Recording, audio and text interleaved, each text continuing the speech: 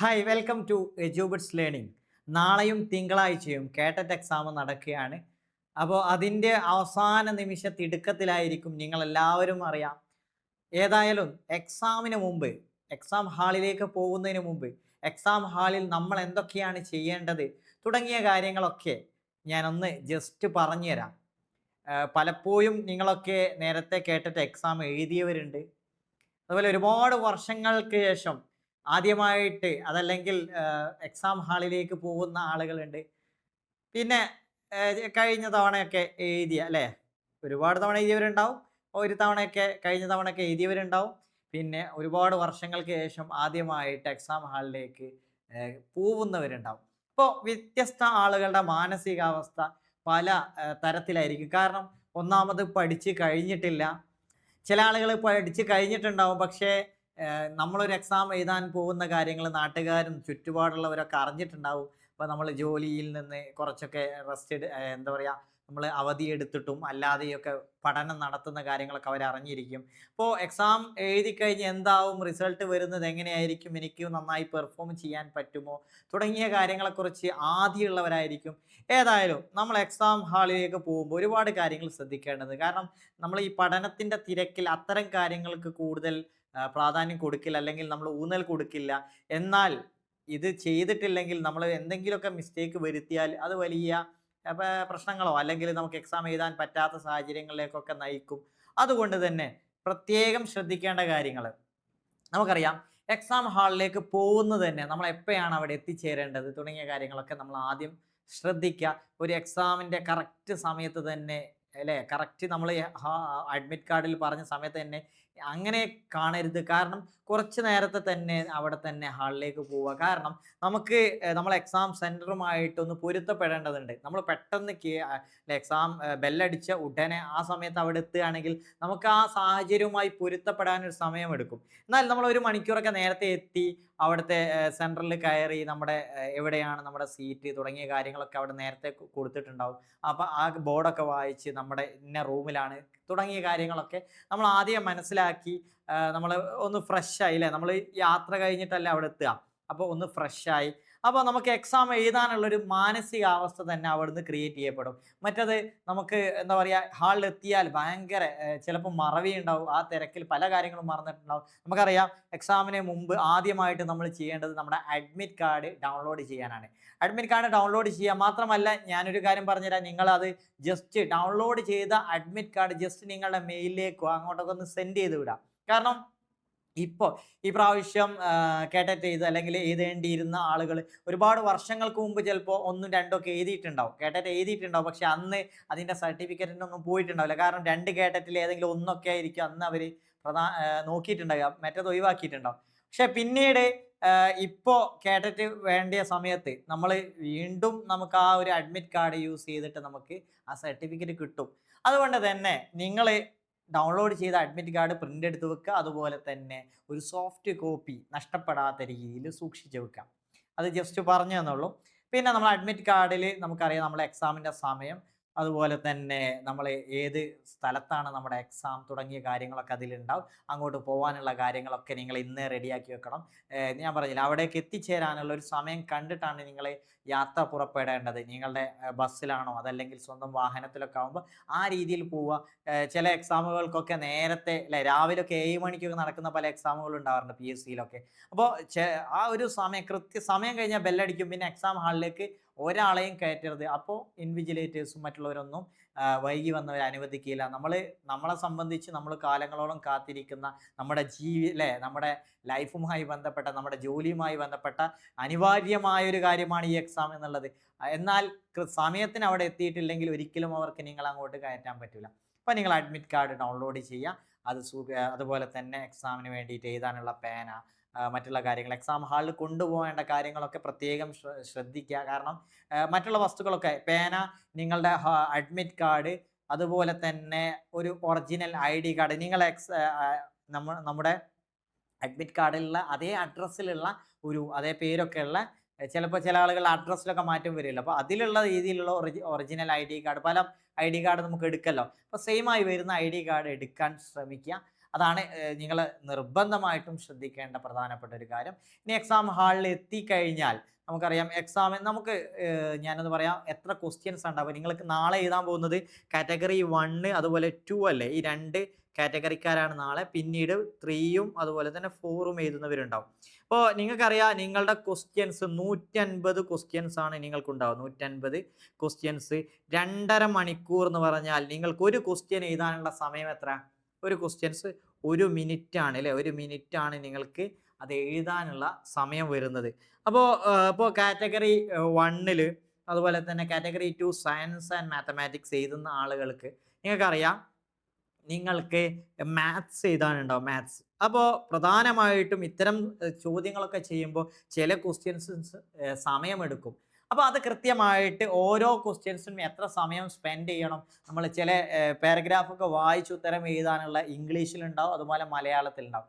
അപ്പോൾ അതിനൊക്കെ സമയം നോക്കിയിട്ട് ഈ 2.5 മണിക്കൂറിൽ കൃത്യമായിട്ട് എഴുതാൻ പറ്റുന്ന മുഴുവൻ ക്വസ്റ്റ്യൻസ് എഴുതണം.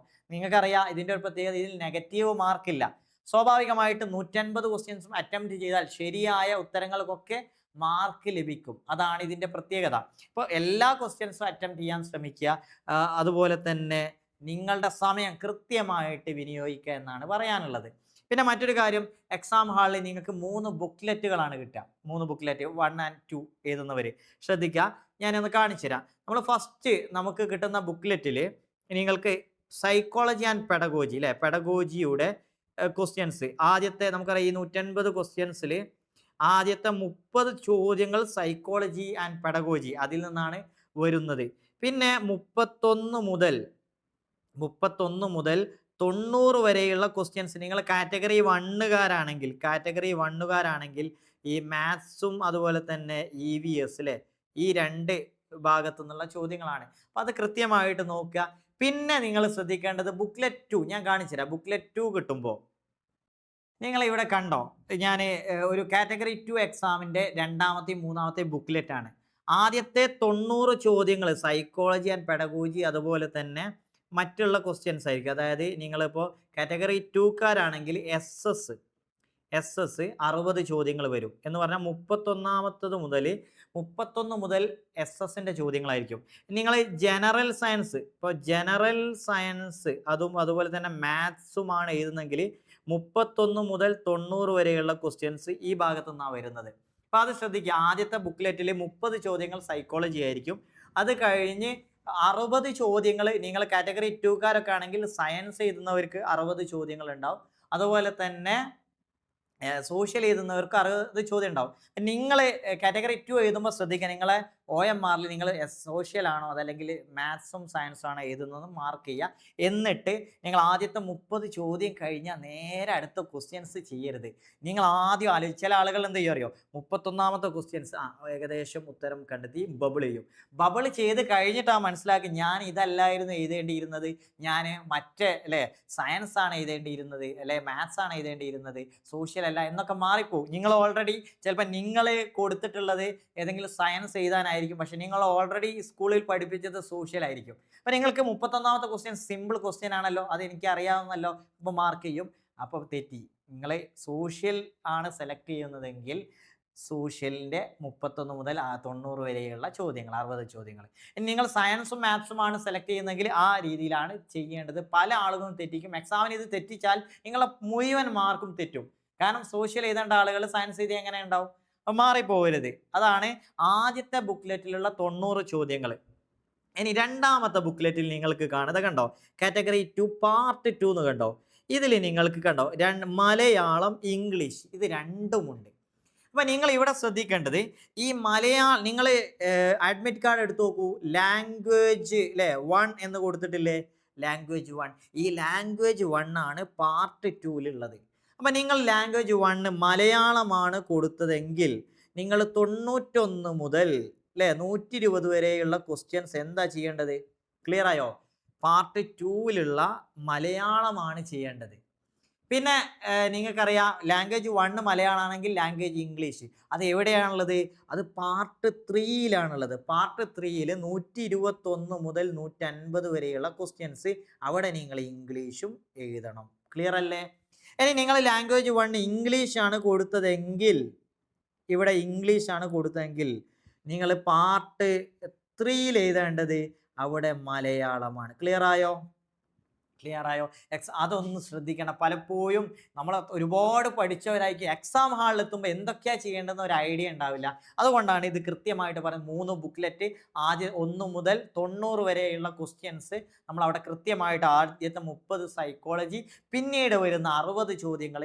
ഇനി നിങ്ങളത് കാറ്റഗറി 1കാരാണെങ്കിൽ നിങ്ങൾക്ക് EVS ആൻഡ് മാത്സ്, അല്ലേ, മാത്സ് EVSുമായിരിക്കും 60 അവിടെ ഡൗട്ട്സ് വരുന്നില്ല. പിന്നെ അത് കഴിഞ്ഞ് അടുത്ത ബുക്ക്ലെറ്റിലാണ് അവിടെയും ഡൗട്ട്സ്. നിങ്ങൾ ബുക്ക്ലെറ്റ് 2 രണ്ടാമത്തെ പാർട്ട് 2ൽ നിങ്ങൾ എന്ത് ചെയ്യണം? അല്ലേ, ഇതൊക്കെ ഉണ്ടോ, 91 മുതൽ 120 വരെയുള്ള ക്വസ്റ്റ്യൻസ് നിങ്ങൾക്ക് കൃത്യമായിട്ട് ചെയ്യാം. പിന്നെ ഞാനൊരു കാര്യം പറഞ്ഞുതരാം. എക്സാം എഴുതുന്ന സമയത്ത് നിങ്ങൾ പല രീതിയിൽ ചെയ്യുന്നവരുണ്ടാവും, പല രീതിയിൽ എക്സാം എഴുതുന്നവരുണ്ടാവും. എനിക്ക് തോന്നുന്നത് ആദ്യത്തെ ഒരു പേജ് വായിക്കുന്നു, ആ പേജിലെ ഓരോ ഇപ്പം 4 ക്വസ്റ്റ്യൻസ് ഉണ്ട്, ആദ്യത്തെ പേജിൽ 4 ക്വസ്റ്റ്യൻസ്, ആ 4 ക്വസ്റ്റ്യൻസ് ഒന്ന് നോക്കുക. എന്നിട്ട് അതിൽ ശരിയായത് മാർക്ക് ചെയ്തതിന് ശേഷം ഏതിലേക്ക് കൊണ്ടുവരിക? നിങ്ങളുടെ OMR ഷീറ്റിലേക്ക് അതിൽ ബബിൾ ചെയ്യാം. ക്ലിയർ ആയല്ലോ? എന്നാൽ നിങ്ങൾക്ക് ആ 4നെ കഴിഞ്ഞു, പിന്നെ അടുത്ത പേജ് എടുക്കാം, അതിലുള്ള കൃത്യമായിട്ട്. ഇപ്പം നമ്മൾ OMRലേക്ക് ബബിൾ ചെയ്യുമ്പോൾ ഒന്നുകൂടി എവിടേക്ക് നോക്കും? ക്വസ്റ്റ്യൻ പേപ്പറിലേക്ക് നോക്കും. ക്വസ്റ്റ്യൻ പേപ്പറിലേക്ക് നോക്കും, എന്തെങ്കിലും മിസ്റ്റേക്ക് ഉണ്ടെങ്കിൽ നിങ്ങൾക്ക് അത് കറക്റ്റ് ചെയ്യാൻ പറ്റും. പിന്നെ മറ്റൊരു കാര്യം നിങ്ങൾ ചെയ്യേണ്ടത്, നിങ്ങളിപ്പോൾ ആദ്യത്തെ 1, 2, 3, 4, 5 ക്വസ്റ്റ്യൻസ് നോക്കി. അപ്പോൾ ആദ്യത്തേൽ നിങ്ങൾ ഓരോന്ന് ടിക്ക് ഇട്ടു, അല്ലേ? ഇവിടെ ഒന്നിൽ ഓപ്ഷൻ A ആണ് കറക്റ്റ്, B ആണ്, C കിട്ടുന്നില്ല. അപ്പോൾ നിങ്ങൾ എന്ത് ചെയ്യും? നമ്മൾ എക്സാം കറക്റ്റ് തീരണമെങ്കിൽ നമ്മൾ ഇത് കറക്റ്റ് ആണല്ലോ, ആദ്യത്തെ കറക്റ്റ് ആണല്ലോ, അപ്പോൾ ഇവിടെ എന്തെങ്കിലും ചെറിയ മാർക്കോ അങ്ങനെ എന്തെങ്കിലുമൊക്കെ ഇട്ട് വെച്ചാൽ മതി. എന്നാൽ നിങ്ങൾക്ക് എന്ത് ചെയ്യാം? അടുത്തത് 4 കിട്ടി, 5 കിട്ടി. എന്നാൽ ആ പേജ് കംപ്ലീറ്റ് ആയി. നിങ്ങൾ OMRലേക്ക് ബബിൾ ചെയ്യുമ്പോൾ, അല്ലേ, A ബബിൾ ചെയ്തു, B ബബിൾ ചെയ്തു, മൂന്നാമത്തത് ഒഴിവാക്കി വിട്ടു, ഇങ്ങനെ പോയി. അങ്ങനെ നമ്മൾ ക്വസ്റ്റ്യൻസ് ഇങ്ങനെ ബുക്ക്ലെറ്റ് കഴിഞ്ഞു, അല്ലെങ്കിൽ മൊത്തം എക്സാം നമ്മൾ ക്വസ്റ്റ്യൻസ് ഒക്കെ കഴിഞ്ഞാൽ രണ്ടാമതൊന്ന് റിവൈസ് ചെയ്യുന്ന സമയത്ത് ഈ മൂന്നാമത്തെ ക്വസ്റ്റ്യൻ നമ്മൾ മാർക്ക് ചെയ്ത ക്വസ്റ്റ്യൻസ് മാത്രം എന്ത് ചെയ്താൽ മതി? നോക്കിയാൽ മതി. ക്ലിയർ ആയല്ലോ?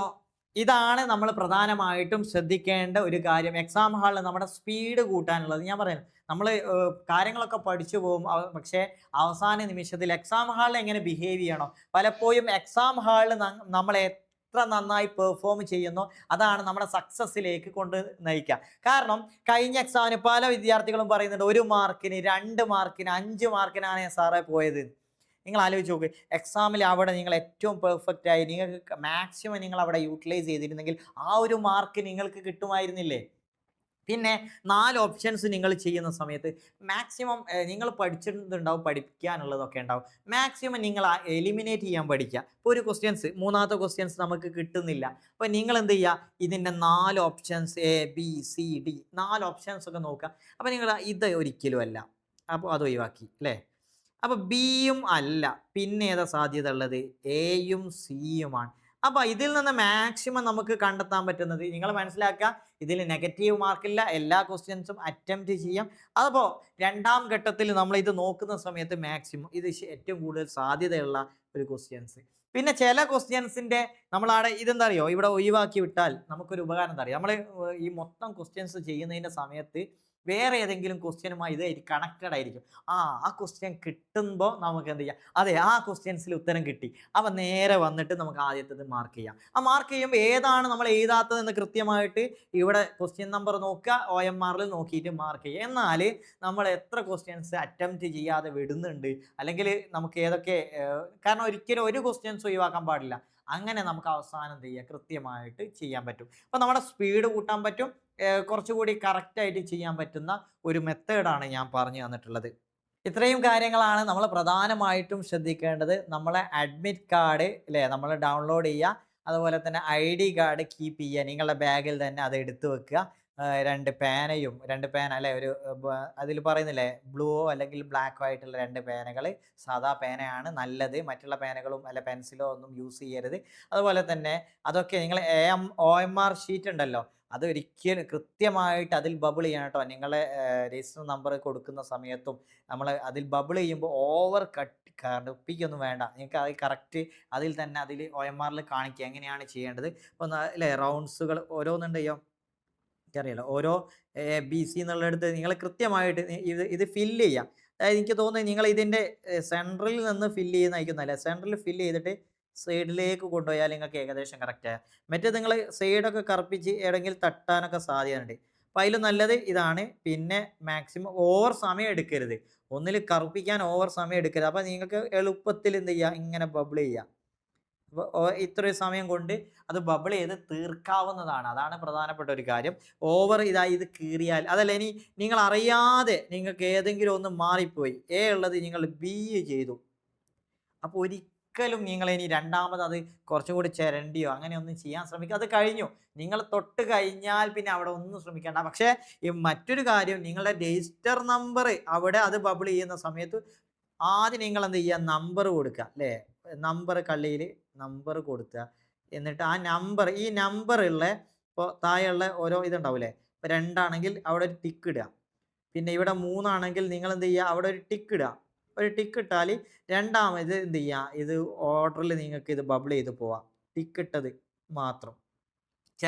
അല്ലാതെ നമ്മൾ മാറിപ്പോകുന്ന സാഹചര്യം ഉണ്ടാവും. അപ്പോൾ അതൊക്കെ കൃത്യമായിട്ട് നോക്കുക. പഠിച്ചു, പക്ഷേ ഇങ്ങനെയുള്ള കാരണങ്ങൾ കൊണ്ട് എക്സാം നഷ്ടപ്പെടുക അല്ലെങ്കിൽ റിസൾട്ടിൽ ബാധിക്കുക എന്നൊക്കെ പറയുമ്പോൾ അതൊരിക്കലും സഹിക്കാൻ പറ്റില്ല. ഇനി മറ്റൊരു കാര്യം, നമ്മളൊക്കെ ഒരുപാട് പഠിച്ചല്ലോ, നമുക്ക് കഴിയും വിധം നമ്മൾ പഠിച്ചിട്ടുണ്ട്. മാക്സിമം നമുക്ക് ഏറ്റവും സാധ്യമായ രീതിയിലാണ് നമ്മൾ പ്രവർത്തിച്ചിട്ടുള്ളത്. അങ്ങനെ പ്രവർത്തിക്കാത്തവരുണ്ടെങ്കിൽ, പഠിക്കാത്തവരുണ്ടെങ്കിൽ അടുത്ത എക്സാമിലേക്ക് ഏറ്റവും നന്നായിട്ട് പഠിക്കുക എന്നുള്ളതേ ഉള്ളൂ. ഈ എക്സാം എഴുതുക, വിജയിച്ചാൽ നിങ്ങൾക്ക് അടുത്തൊരു എക്സാം എഴുതണ്ട. പഠിക്കാൻ പറ്റുന്ന ആളുകളൊക്കെ മാക്സിമം പഠിച്ചു.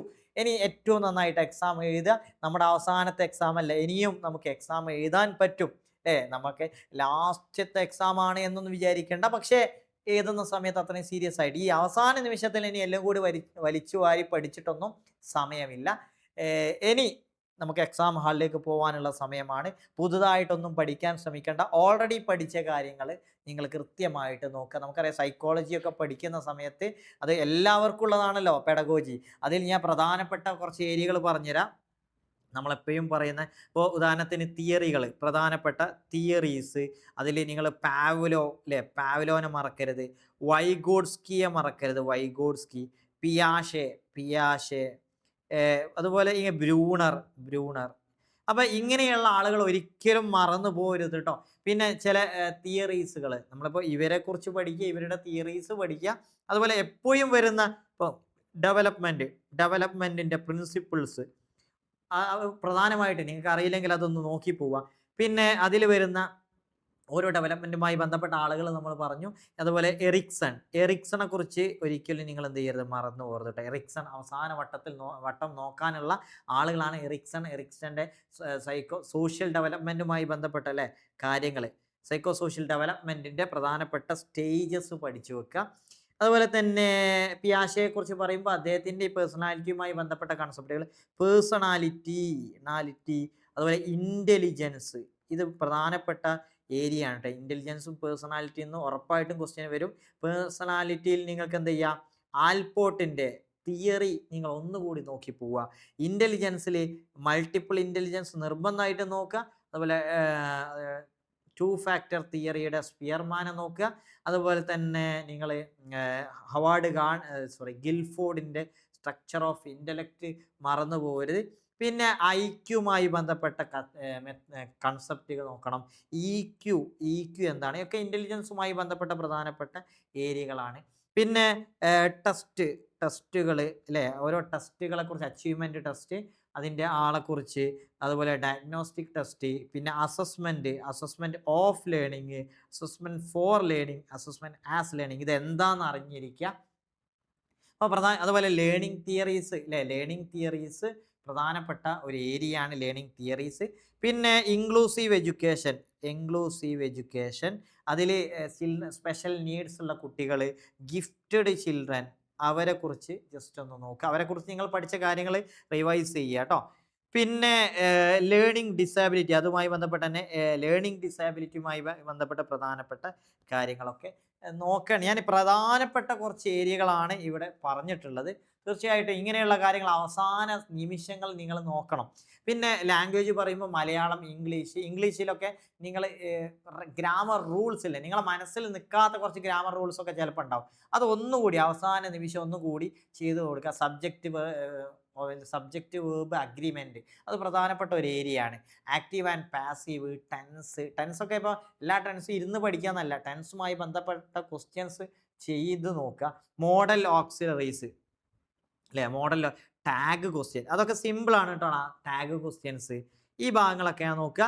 പിന്നെ നമുക്ക് വൊക്കാബ്സ് കുറേ പഠിക്കാനുണ്ടാവും. അത് നിങ്ങൾ ഇനി അത് ഇരുന്ന് പഠിക്കാനുള്ള സമയമല്ല, നിങ്ങളത് ക്വസ്റ്റ്യൻസ് ചെയ്ത് അതിൻ്റെ ഓപ്ഷനിൽ നിന്ന് പഠിച്ച കാര്യങ്ങൾ എന്ത് ചെയ്യുക, ഒന്നുകൂടി റിവൈസ് ചെയ്യുക. പ്രധാനപ്പെട്ട പുട്ടപ്പ് അല്ലേ, ഈ പുട്ട് വെച്ചിട്ടുള്ള ഫ്രൈസൽ വേർബ്സുകൾ ഇങ്ങനെയുണ്ടല്ലോ, ഗോ അല്ലേ, ഗോ, ഗെറ്റ്, ഇങ്ങനെയൊക്കെ വെച്ചിട്ടുള്ള ഫ്രൈസൽ വേർബ്സുകളൊക്കെ അല്ലേ പ്രധാനപ്പെട്ട ആ ഏരിയകൾ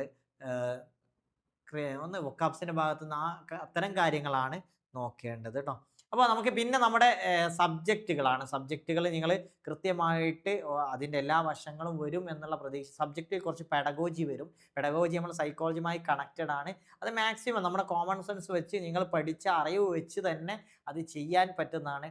സോ നാളത്തെ എക്സാം, അതുപോലെ തന്നെ തിങ്കളാഴ്ചത്തെ എക്സാം, ഇതൊക്കെ നിങ്ങൾക്ക് കൃത്യമായിട്ട് എഴുതാൻ പറ്റട്ടെ.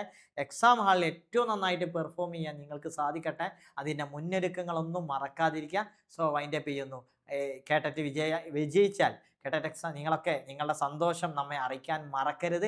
Thank you. വീണ്ടും കാണാം.